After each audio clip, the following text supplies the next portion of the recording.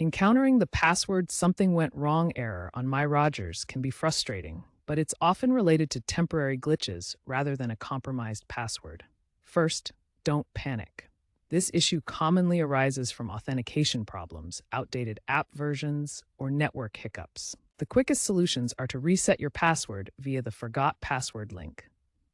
Using incognito mode is recommended to avoid cached data. Clear your browser's cache and cookies by going to Browser Settings and selecting Clear Browsing Data.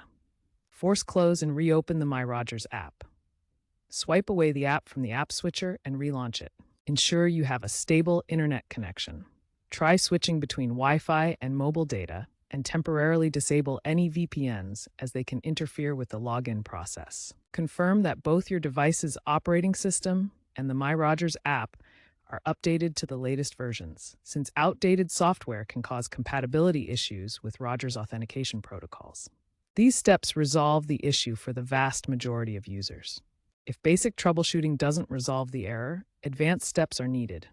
Rogers uses mandatory two-factor authentication, so verify your 2FA setup is correct and accessible. If issues persist, contact Rogers support through live chat or phone at 1-800-ROGERS, providing screenshots of the error for faster help.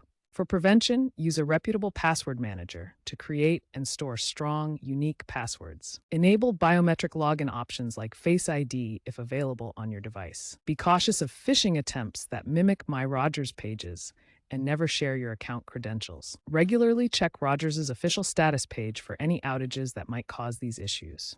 As Rogers improves their platform, expect passwordless logins and AI support to reduce these errors further.